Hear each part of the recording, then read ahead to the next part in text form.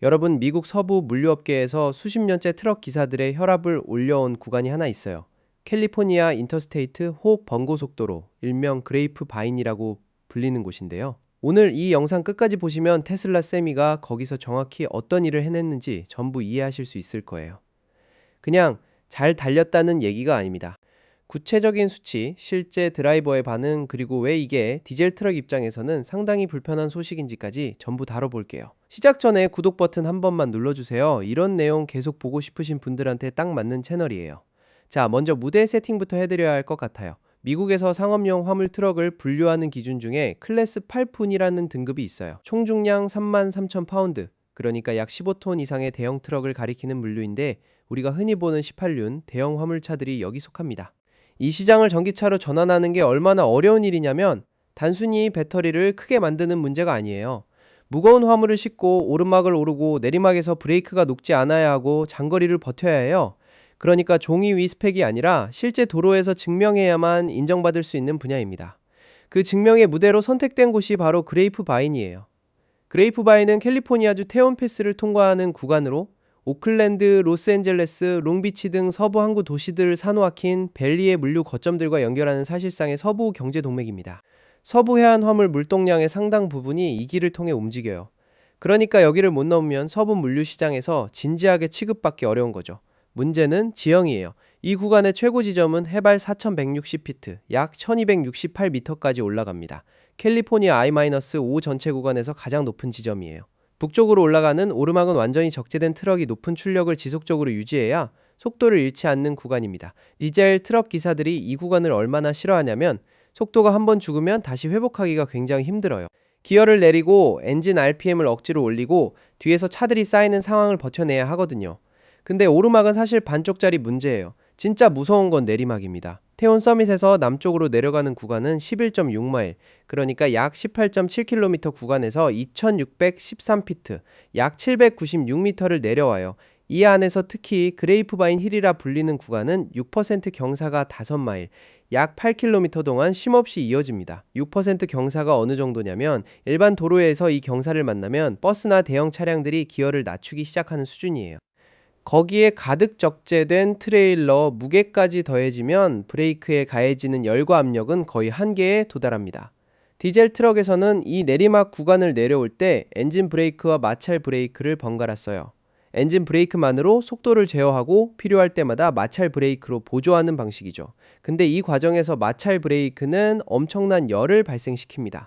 브레이크가 과열되면 제동력이 급격히 떨어지는 브레이크 페이드 현상이 생겨요. 최악의 경우엔 브레이크가 완전히 작동을 멈추는 상황도 발생하고, 그때 도로 옆에 경사 방향으로 파인 모래 구덩이들, 런어웨이 트럭 램프가 있는 이유가 바로 그거예요. 제동 능력을 잃은 트럭이 강제로 멈출 수 있도록 마련된 최후의 안전장치입니다.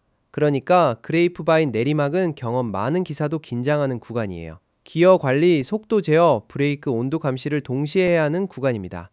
자, 여기에 커브런트 러지식스가 등장합니다. 커브런트 러지식스는 북미 공급망에서 꽤 큰 비중을 차지하는 물류 기업이에요. 이 회사의 지속가능성 혁신 담당 부사장인 맷 맥넬런드가 직접 나서서 테슬라 세미의 2주짜리 실전 운용 시험을 진행했습니다. 캘리포니아 고객사와 함께한 실제 운송 업무였고, 그 최종 단계에서 완전히 적재된 테슬라 세미를 그레이프바인으로 직접 투입했어요. 스펙 테스트가 아닌 실제 화물 운송이었다는 점이 중요합니다. 북쪽 방향 오르막 결과부터 얘기할게요. 테슬라 세미는 트리모터, 즉 3개의 전기 모터를 탑재한 파워트레인을 갖고 있어요.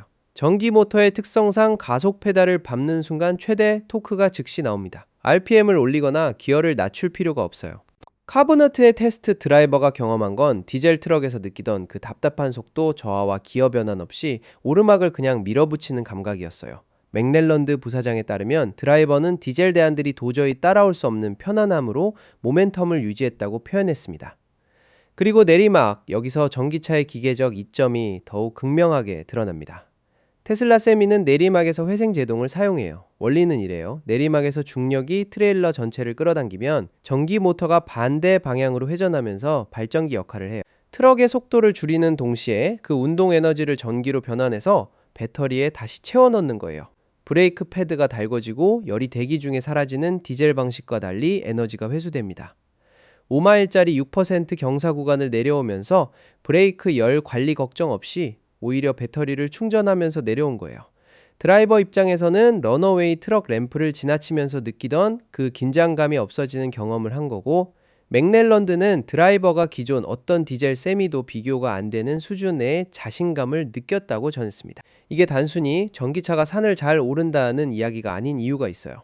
아이러브9에서 전기차 관련 영상들을 몇 개 다뤄왔는데, 대형 화물 트럭 분야에서 전기차 전환이 어려운 이유 중 하나가 바로 이 산악 구간 문제였거든요. 배터리 무게, 충전 인프라, 항속거리 이런 논의들이 이미 오래됐지만, 이번처럼 실제 화물 싣고 실제 노선에서 실제 기사가 운전해서 넘었다는 데이터는 다른 차원의 얘기예요. 그레이프바인 통과 실적은 단순한 마케팅용 영상이 아니라 다른 물류 기업들이 자체 도입 검토 때 참고할 수 있는 실운용 데이터가 됩니다.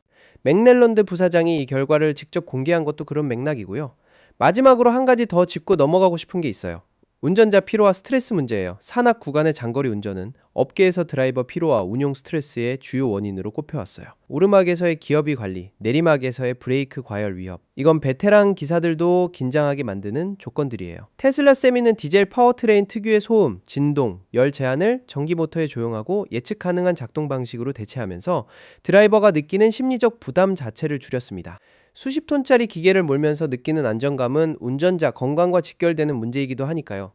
카버넌트 로지스틱스의 이번 시험 결과가 쌓이면서 클래스 8 전기 트럭의 광범위한 도입을 향한 경제적 운용적 논거들이 점점 구체화되고 있습니다. 2주라는 짧은 기간이었지만 그레이프바인이라는 가장 까다로운 실전 무대를 통과했다는 건 업계에서 꽤 유효한 신호로 읽힐 거예요. 오늘 영상 재밌게 보셨다면 좋아요와 구독 부탁드려요. 다음 영상에서 또 만나요.